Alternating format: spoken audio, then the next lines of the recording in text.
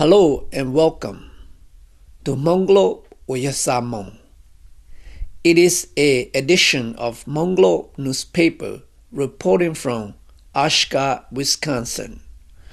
We are pleased to meet Captain Hansen, a pilot and a war hero during the Vietnam War.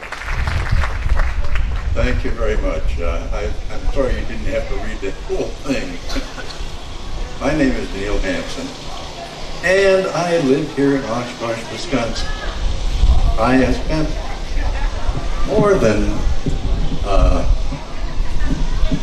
40 years in aviation. Actually, it's close to 66, but I'm getting older than dirt, and I'm still alive and vertical.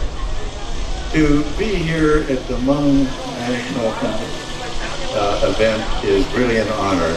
I've been to one before up in La Crosse, Wisconsin, when General Vang Pao was there.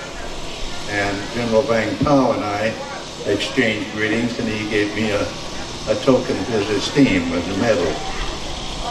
But going back to 1964, when I left the United States, it was not a great cultural shock for me to go to the Far East. I grew up in northern Michigan, where we didn't have electricity, running water, and inside toilets. So the Southeast Asia was not a big shock to me whatsoever. I really enjoyed flying there because the flying we did was meaningful. We were helping a people that were struggling against terrible odds. In South Vietnam, I went and flew there, and as they mentioned, I advanced to assistant manager of flying for Vietnam. In 1969, I moved to Laos, and there I encountered the Hmong people. The Hmong people were very courageous, and they were fighting against two North Vietnamese divisions. They kept them at bay, which was a miracle, but they were defending their homeland. The central highlands of Laos were their natural home, and they did not want to give it up. Resupplying them in large aircraft was a ballet in the air. We would come over the site and drop munitions, sometimes food, and it was warmly received on the bottom end. But dropping in Laos, which was 99% of our job, was due to the fact that the enemy was either too close to the airstrip so you couldn't land, or the site was small and you had to airdrop into it. Much of this was done at the northern part of the country, and some down in the southern part, in Capt and the Plateau de Bolivan down there. Towards the end, we lost over 50% of our 123s due to enemy fire. I was lucky and got the only crew out that ever happened uninjured. This occurred down outside of Paxe and the Plateau de Bolivan. High mesa, much like the sea out west, much like this stage. And the fire bases up there were used to harass the Ho Chi Minh Trail that was bringing munitions into South Vietnam. This was a scary operation because the enemy was so close. And a lot of people don't realize the 30,000 or more Hmong that died in this war was something that Americans should honor every year. Because if it wouldn't have been for them, there would have been 50,000 more Americans killed in the war. They stopped the North Vietnamese in their tracks for a long time getting supplies down. Thank you. The Hmong in these fire bases were getting chewed up pretty badly.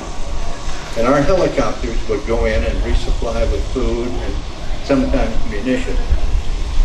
Now, It's a big airplane. We could bring them a lot of good stuff. The day that I got into trouble, I airdropped at one site, no problem. And the next site was only about 15 miles away. So I stayed low, kept the back end of the airplane open so we could drop on the first pass, and went over to the second site. As I got there, the Hmong customer on the ground called out, "Big Bird, Big Bird, get out of here. AAA, AAA." Of course, you tend to believe people when they say that. And you pour the power to it and leave. I did not see anything. But I asked my loadmasters in the back, 2 guys, "Did you see anything?" And they said, "Yes, red balls went by the tail." Well, red balls are a pretty big weapon. 50 caliber is green tracer, bad guys have. 23 millimeter is very rapid fire and it's quite hot. Red balls were 37 millimeter or bigger, and they were explosive rounds. Well, I went back to Oxay, and the CIA customer there called man. He said, "Well, we'll send somebody out to sweep the area. But there's no big guns reported in there." I said, "Well, there is now." He tended to believe me. So after they claimed they swept the area, I went back. But I'd asked for fighter cover above me, and also helicopters to stand by in case I did have a problem. And as I come up on the site, they nailed me. And I lost aileron control. That's the thing that make the wings go like this. And it started to roll into the jungle. The only way to stop it was by pulling the power off one side, and it leveled out, and we began climbing out of there. One of the helicopters said, "You're streaming fluid." Well, there was a 700-gallon fuel tank on the right side behind the engine, and it had big holes in it, and I was losing fuel at an alarming rate. Luckily, it didn't catch fire. As I staggered out of there, and I told the crew, "Well, there's no way we can get back to Paksay with the fuel that'll be remaining. We're going to jump out of this airplane with parachutes over an old Japanese airstrip that's up there in the Plateau de Boulevard from World War II." And as we overheaded that, I told the crew to get in the back, and I stayed up front. And the co-pilot, he was a problem. He didn't want to jump. He'd never jumped before. And I can understand his reluctance. He was scared.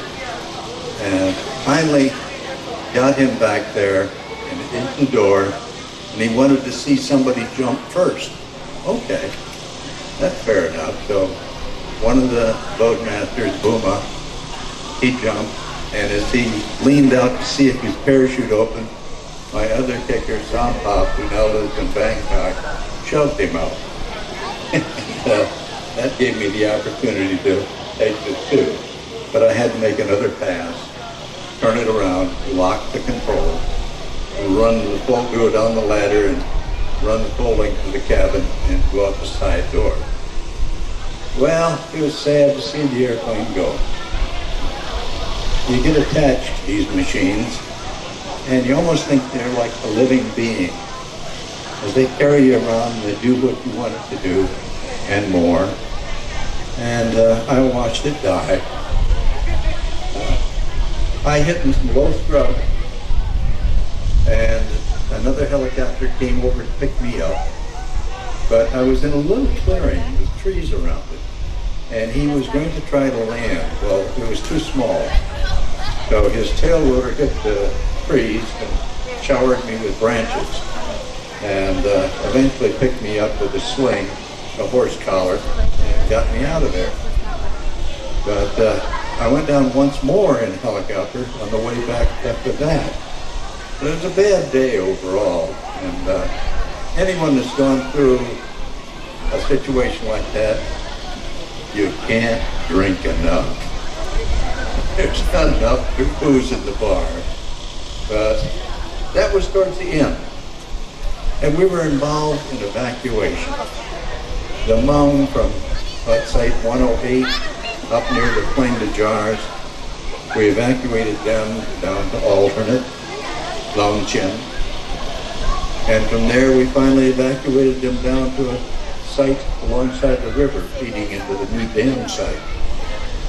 These evacuations are heartbreakers. The people are trying to carry all of their things with them. They are scared, rightly so, and we tried to take as many as humanly possible. Normally you can carry 60 people in the C-123, but in one of my runs out of Longchin, out of alternate, I had 154 on board. I had them throw the seats out and put straps across the floor and just load them in, everybody hang onto a strap they had in the seats, and take off. But that was better than the future they were going to have if they would have stayed. The Hmong people were such gallant fighters, and it was heartbreaking to see this happen. But eventually it did. They pulled us all out and left them alone in Laos without any support. When Air America pulled out in 1973,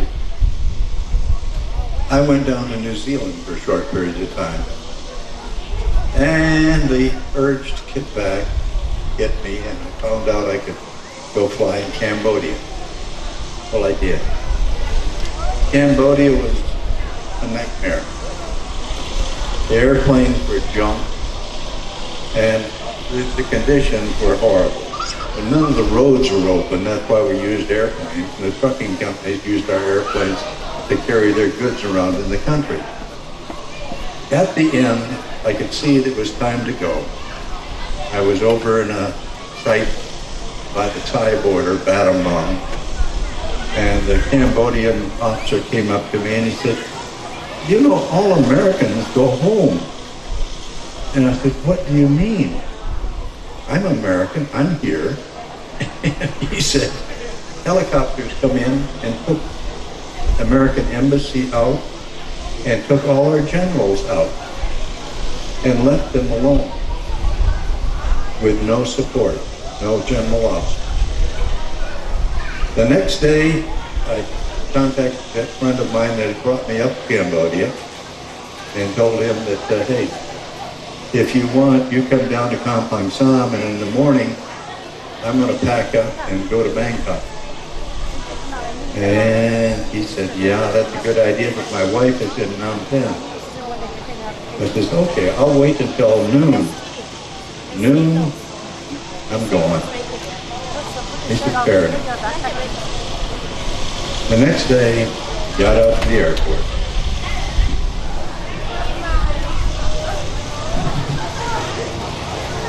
And the clock was ticking down. I had a load master, a co-pilot, and there was a station manager there that would control the passengers and cargo. And about 11:30, I could see it was time to start getting ready to go.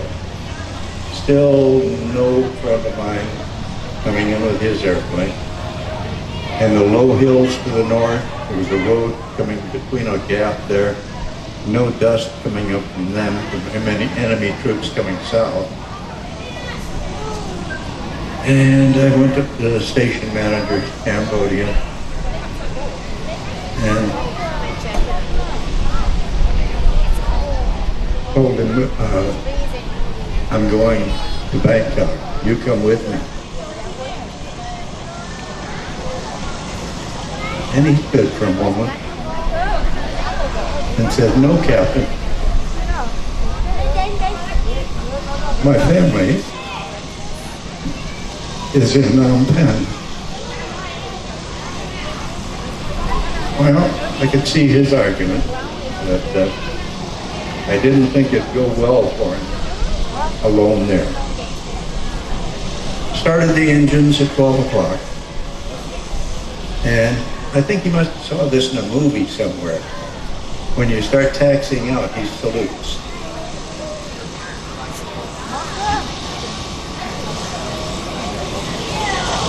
He did then, too.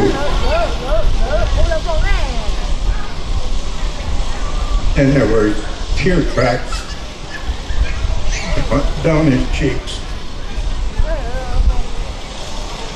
Wheeled out into the runway and poured the power to it. She came off Cambodian soil for the last time. When I got to Bangkok, I faked my way through customs and immigration because I didn't even have a passport. It was still in Mount Ten. Ran into one of the bars there in Bangkok, and Prince Panya from the royal family in Laos was there. And he asked me would I be willing to come back up to Laos and be chief pilot for him in the rice drop program. And I said, sure. And I did. And got up there, and the Pathe Lao had pretty well taken over, except for this program. After about 2 or 3 weeks, they started putting a Pathe Lao soldier in the cockpit with me, with a pistol on his hip and a red star on his cap. And I knew it was going to be very short-lived before they'd be guarding me and not letting me leave the country. So I did. I escaped across the Mekong River. 2 days later, Prince Panya from the royal family swam across the river in his underwear. And he came to the United States, by the way, and down to Bangkok. Bangkok, I had a ticket as far as Anchorage, Alaska. That's all the money I had left. And as she flew across the North Pacific, behind me was the life and people I loved. It was a very sad time. I bounced around from place to place, flying for various companies. And now that I've gotten so old that nobody wants to hire me anymore, I started speaking and went to numerous places doing this. One of the most recent was about 3 years ago down in Milwaukee, Wisconsin, at the Oak Club there. I was speaker there. And it was for a Hmong group. Lu Yang from Sheboygan was there. And in America, there's the wall in Washington with all the names on it. We lost 240 people in combat in Laos and Vietnam. And none of them are on the wall. The only public memorial is in Sheboygan, Wisconsin.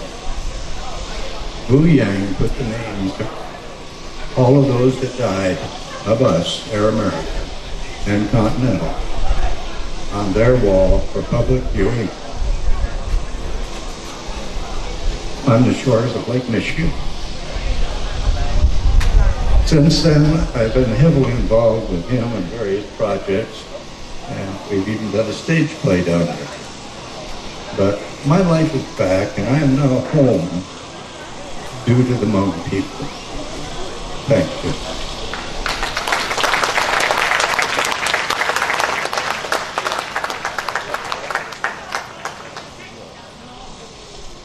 Snyu Yang, Monglo.